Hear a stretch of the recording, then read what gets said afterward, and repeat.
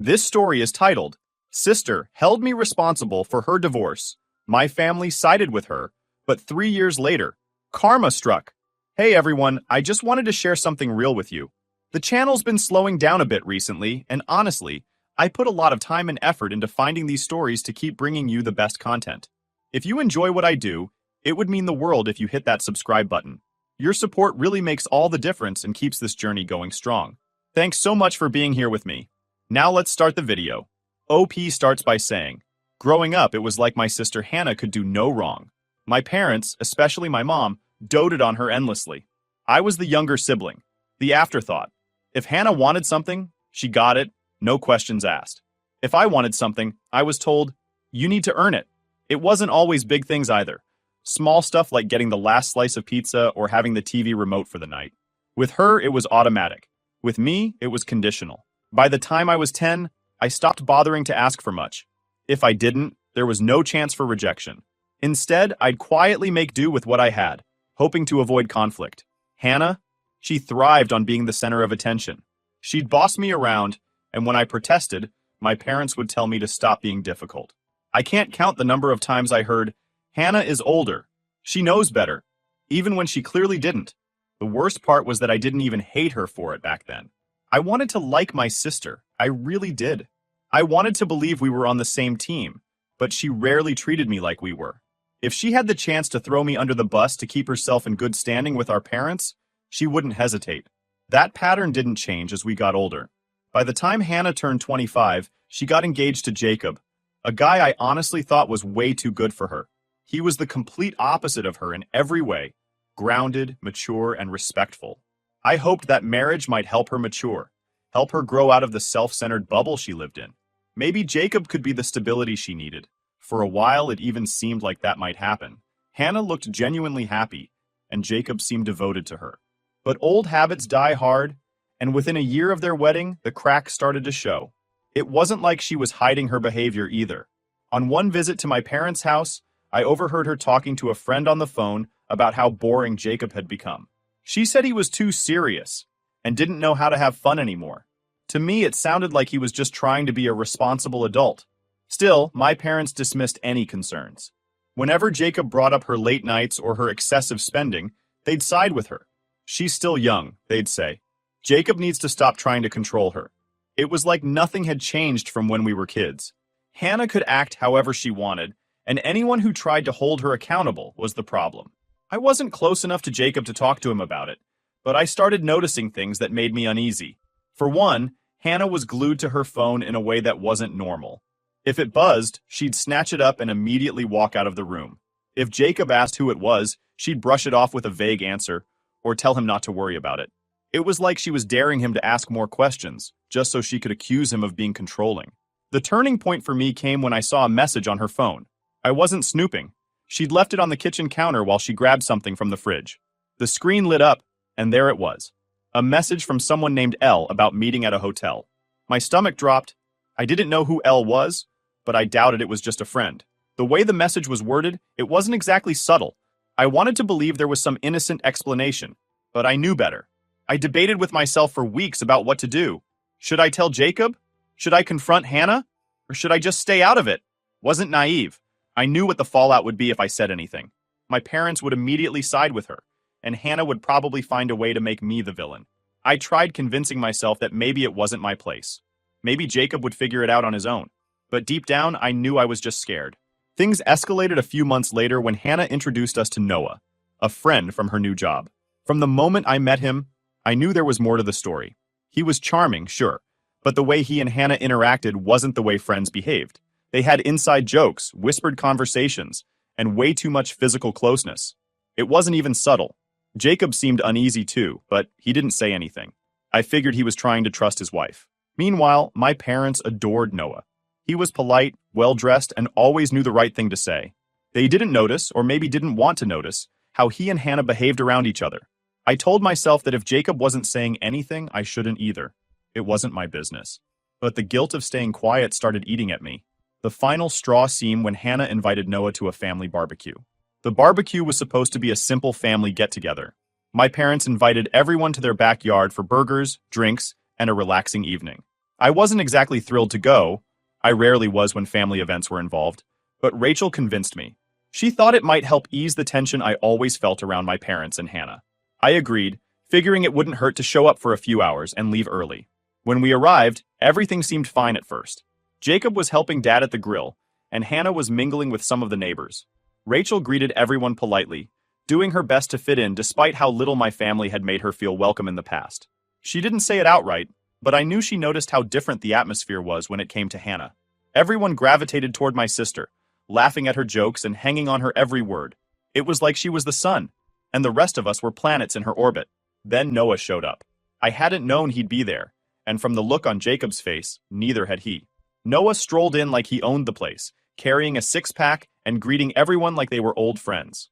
Hannah's face lit up when she saw him, and she practically ran over to give him a hug. Jacob looked down at the ground, and I felt a pang of secondhand embarrassment for him. It didn't take long for Noah to start stirring the pot. He was one of those people who couldn't resist making everything about himself. Within minutes, he was cracking jokes at everyone's expense, including mine. "Hey, how's the little brother doing? Still tagging along behind Big Sis?" he asked, smirking. I forced a laugh and ignored him, but I could feel Rachel stiffen next to me. The tipping point came when Noah turned his attention to Rachel. He asked her where she was from, what she did for a living, and then, without missing a beat, made a comment about how I'd really lucked out with her. It wasn't a compliment. It was the kind of backhanded remark that made it clear he thought I didn't deserve her. "Man, you must have some serious charm to land someone like her. I mean, she's way out of your league," he said, laughing. Rachel smiled politely and tried to brush it off, but I could see the discomfort in her eyes. I wanted to tell Noah to shut up, but I knew it would only escalate things. So I stayed quiet, hoping he'd get bored and move on. He didn't. As the evening went on, Noah kept finding ways to needle me. He'd make little digs about my job, my car, even my choice of shoes. I could handle it. I was used to people like him. But then he crossed a line. Rachel was standing by the table talking to my mom when Noah accidentally spilled his drink on her. The soda soaked the front of her dress, and she gasped, looking down in shock. "Oh no, looks like someone's ready for a wet t-shirt contest," Noah said, laughing like he'd just told the funniest joke in the world. Rachel's face turned bright red, and she looked like she was about to cry. That was it for me. I walked over to Noah and told him, loud enough for everyone to hear, to apologize to Rachel. He looked at me like I'd grown a second head. "Relax, man. It was just a joke," he said, shrugging. "Apologize," I repeated, my voice steady but firm. Hannah jumped in before Noah could respond. "Oh, come on, it wasn't that serious. You're being so oversensitive. It's not like he meant to spill it." I turned to her, my anger boiling over. "Are you serious right now? He humiliated Rachel in front of everyone, and you're defending him?" Hannah rolled her eyes. "You're ruining the mood. Can you just let it go for once?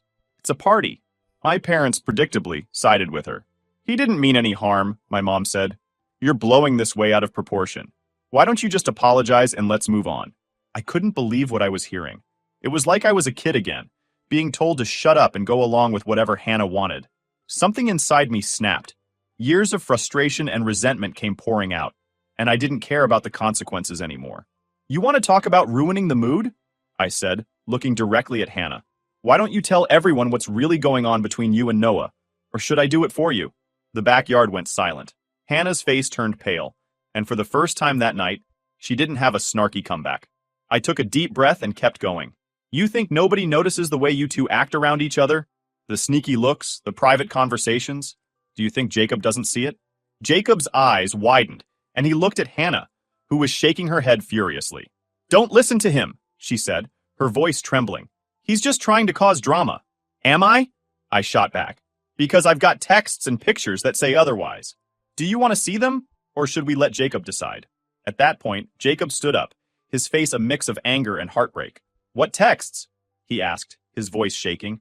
I pulled out my phone and showed him the screenshots I'd saved, the messages from Hannah's phone, and the pictures of her and Noah leaving a hotel together. Jacob stared at them in silence, and then he looked at Hannah. "Is this true?" he asked. Hannah didn't answer. She just stood there, her face red with anger and embarrassment. "You're such a liar!" She finally screamed at me. "You've always been jealous of me, and now you're trying to ruin my life." My parents rushed to her defense, accusing me of stirring up trouble and being cruel. "How could you do this to your sister?" my mom asked, glaring at me. "You're tearing this family apart." I couldn't believe it. Even with the evidence right in front of them, they still refused to hold Hannah accountable. I looked at Jacob, who was now gathering his things and preparing to leave. I'm sorry, man, I said. I thought you deserved to know. He nodded, his face blank, and walked out without another word. The rest of the barbecue was chaos. Hannah was screaming at me. My parents were yelling, and Noah had disappeared at some point during the argument. Rachel grabbed my hand and whispered, "Let's go." As we drove away, I felt a strange mix of relief and dread. I'd finally stood up for myself, but I knew the fallout was only just beginning. After the barbecue, I knew my relationship with my family would never be the same. I had crossed the line, at least in their eyes, by exposing Hannah for what she'd done. But I didn't feel guilty about it. If anything, I felt like I'd done the right thing, even if nobody but Jacob appreciated it. Still, the days following the barbecue were some of the loneliest and most exhausting of my life. It didn't take long for the backlash to start. Hannah wasted no time spinning the story in her favor. She called our parents the next day, crying about how I'd ruined her marriage and lied about her relationship with Noah. She claimed I'd always been jealous of her success and had finally found a way to sabotage her happiness. I wasn't surprised she'd throw me under the bus. It was textbook Hannah. What did shock me was how quickly my parents sided with her. "You need to fix this," my dad said when he called me that afternoon. "You've caused enough damage already. Your sister is heartbroken." Heartbroken, I shot back. "She's been cheating on Jacob for months, and you're blaming me for exposing her? Are you even listening to yourself?" "She made a mistake, but it's not your place to air her dirty laundry in front of everyone," he said, his voice sharp. "What you did was cruel." Cruel? I couldn't believe what I was hearing. She's the one who's been lying, cheating, and making everyone else miserable, but I'm the problem? You're seriously going to keep defending her after everything? "You've always been difficult," my mom chimed in when she took the phone. "Hannah has always tried her best to keep the family together, but you've never appreciated her. And now you've gone too far." There it was. The same narrative I'd heard my entire life. Hannah was the golden child, the glue holding the family together, while I was the rebellious, ungrateful younger sibling. It didn't matter that I had proof of her infidelity, or that Jacob had left because of her actions. To them, I was the villain for standing up to her. The conversation ended with my dad giving me an ultimatum. "Unless you apologize to your sister and admit you were lying, you're not welcome in this house anymore." I hung up without saying another word. Apologize? For what? Telling the truth? There was no way I'd do that. Not after everything that had happened. But hearing those words, being told I wasn't welcome in my own family, still hit me harder than I expected. Rachel was my rock through it all. When I told her what had happened, she hugged me tightly and said, "You don't need them. You have me, and we'll figure this out together." Her support meant everything, but the weight of losing my family still hung over me like a dark cloud. I wasn't sure how to process it. A part of me kept hoping they'd come to their senses, but deep down, I knew better. Within days, the fallout spread to the rest of the family. Aunts, uncles, and cousins who'd heard bits and pieces of the story started reaching out, most of them taking Hannah's side. She'd painted me as a bitter troublemaker who had gone out of my way to destroy her marriage for no reason. Some of them didn't even bother asking for my side of the story. They just assumed I was in the wrong. "Why couldn't you just leave it alone?" one of my uncles asked when he called.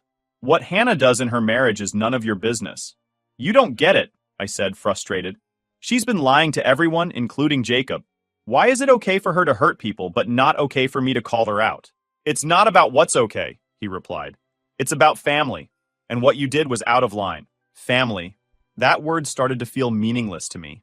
How could they talk about loyalty and unity while ignoring the damage Hannah had caused? It was like everyone was so desperate to maintain the illusion of a perfect family that they were willing to throw me under the bus to keep the peace. With nowhere else to turn, I packed up my things and moved out of the state with Rachel. It wasn't an easy decision, but it felt like the only way to truly start fresh. Staying close to my family would only mean more drama, more accusations, and more pain. Rachel and I found a small apartment in a city a few hours away, and for the first time in years, I felt like I could breathe. Those first few months were tough. I had to find a new job and adjust to life without any support system. Rachel was incredible through it all, helping me stay positive and reminding me that we were building something better for ourselves. Still, there were nights when the weight of it all felt unbearable. I'd lie awake, replaying conversations with my parents in my head, wondering if there was something I could have said or done differently. But as time went on, I started to heal.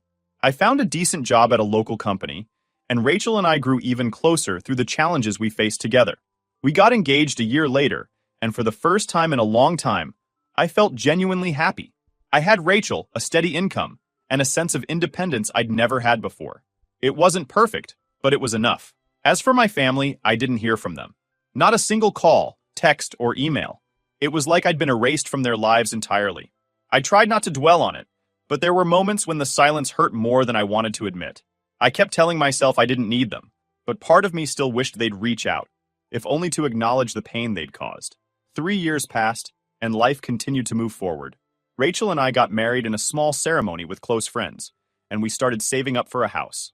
I thought I'd put my family drama behind me for good. Then, one ordinary afternoon, everything changed. I was grabbing lunch at a McDonald's drive-thru when I saw her, Hannah. She was working the window, handing out orders and taking payments.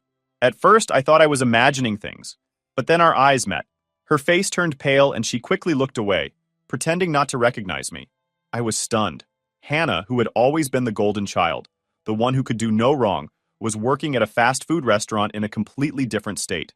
As I drove away with my order, questions raced through my mind. What had happened to her? Why was she here? And where were our parents? I couldn't shake the image of her, looking tired and defeated. Despite everything she'd done, part of me felt a pang of sympathy for her. But another part remembered all the pain she'd caused, and I wasn't sure if I wanted to find out the answers to my questions, or if I even cared. Update 1 point. I couldn't get the image of Hannah out of my mind. Seeing her behind that drive-through window was surreal. This was the same sister who, for most of my life, had been untouchable. She was the golden child, the one who always landed on her feet no matter how many times she stumbled. Now she looked beaten, tired, human. For a couple of days, I tried to push the encounter out of my head. Rachel noticed I was distracted and asked what was going on. I told her about seeing Hannah and how it had stirred up old feelings I thought I'd buried. Rachel didn't push me, but she reminded me that I wasn't obligated to do anything. You don't owe her a thing, she said gently. Not after what she did to you, and to us. She was right, of course. Hannah had caused me so much pain, not to mention how she had humiliated Rachel during that barbecue years ago. But despite everything, a small part of me felt curious. What had happened to her? Why was she working at a McDonald's in another state? And where were my parents in all of this?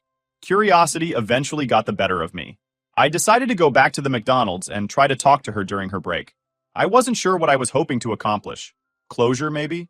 Answers? Just the satisfaction of seeing her squirm? Wasn't sure, but I felt like I needed to do it. What do you want? She asked, her voice flat but defensive. I sat down across from her, keeping my tone calm. I saw you the other day, I said. I just wanted to know what happened. She looked away, stabbing at her salad with her fork. Why do you care? She muttered. You've made it pretty clear you're done with me. I'm curious, I admitted. Last I heard, you were still living at home. Now you're here, working. This. I gestured vaguely at the McDonald's behind us. What happened, Hannah? For a moment, she didn't say anything. Then, as if a dam had broken, the words started pouring out. She told me about how, after Jacob left, things spiraled out of control. Our parents, who had always supported her, eventually reached their breaking point. They couldn't keep funding her lifestyle, especially when she refused to take responsibility for anything. According to Hannah, they threw her out after an argument about money.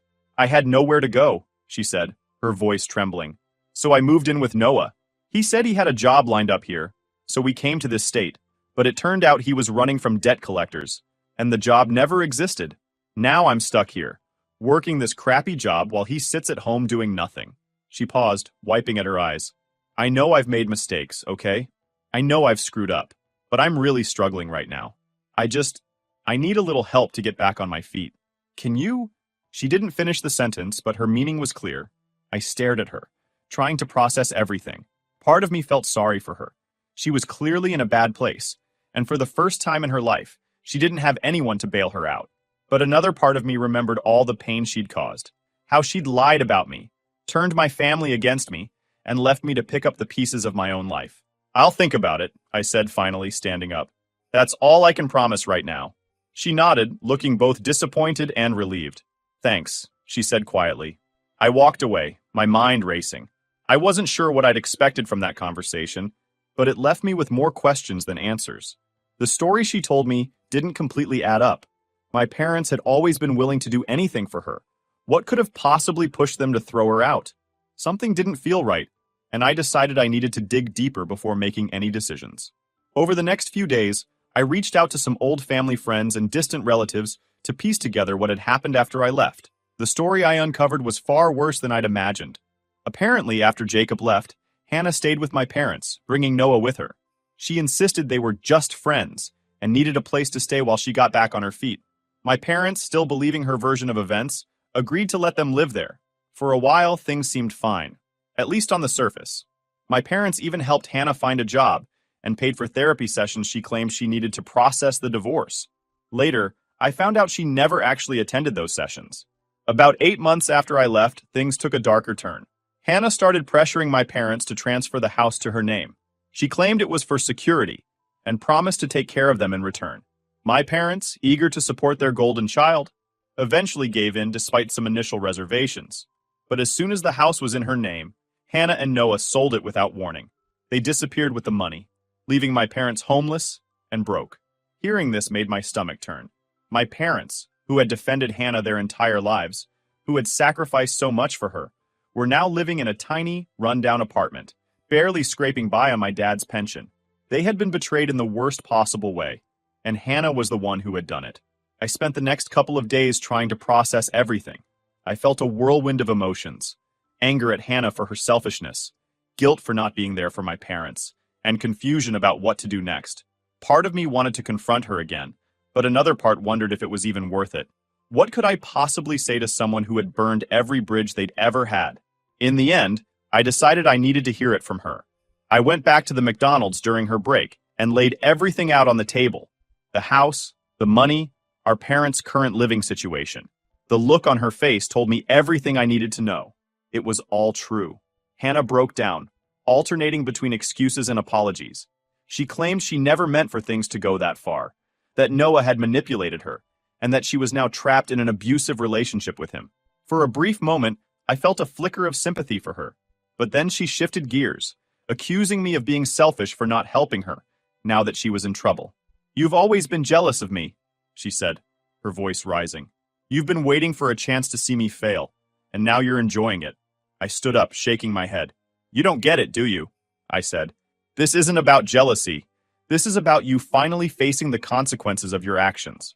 Before I left, I gave her the contact information for local women's shelters and abuse support groups. "If you're serious about leaving Noah, these places can help," I said. "But I can't. Not after everything." Her final words to me were filled with anger and bitterness, but I didn't care. For the first time, I saw Hannah for who she truly was: a selfish, manipulative person who refused to take responsibility for her actions. And I knew then that I couldn't let her drag me back into her chaos.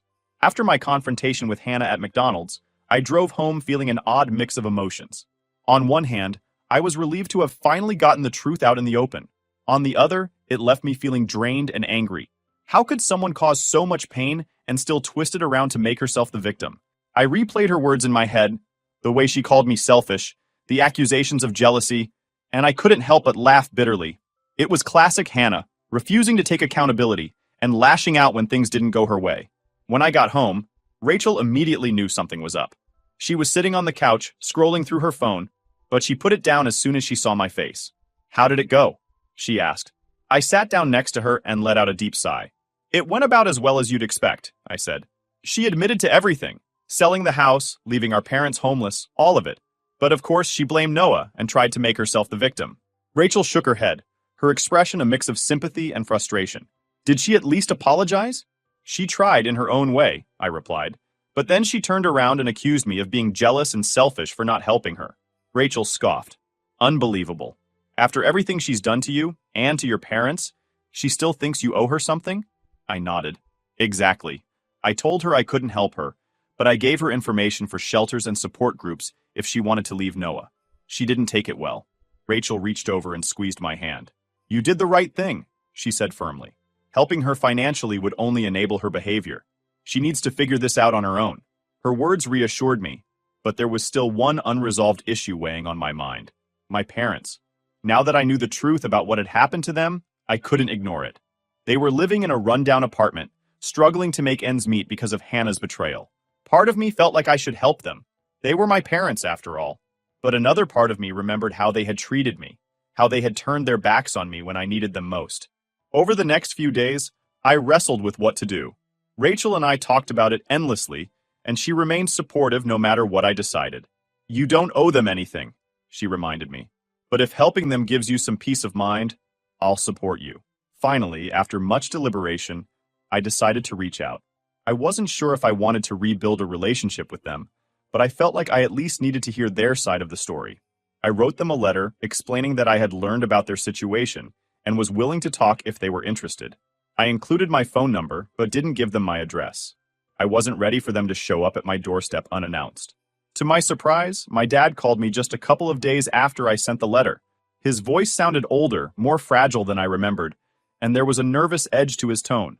"Thank you for reaching out," he said. "We'd like to talk if you're willing." We arranged to meet at a small cafe halfway between our homes.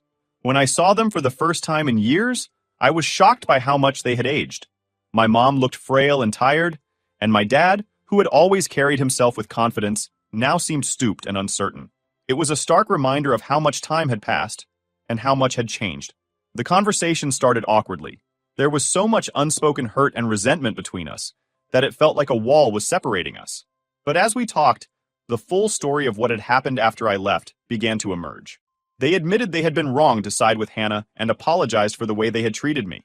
My dad explained that deep down, they had known I was telling the truth about her affair, but they couldn't bring themselves to accept it. "We wanted to believe the best in her," he said, his voice heavy with regret. "We thought if we just supported her enough, she'd turn things around." My mom, with tears in her eyes, told me how Hannah had manipulated them into signing over the house. "She said it was for our security," she said, her voice trembling. "We believed her, and then she sold it without telling us. By the time we realized what had happened, it was too late. They told me they had tried to press charges, but because they had willingly signed the house over to her, there was little they could do legally.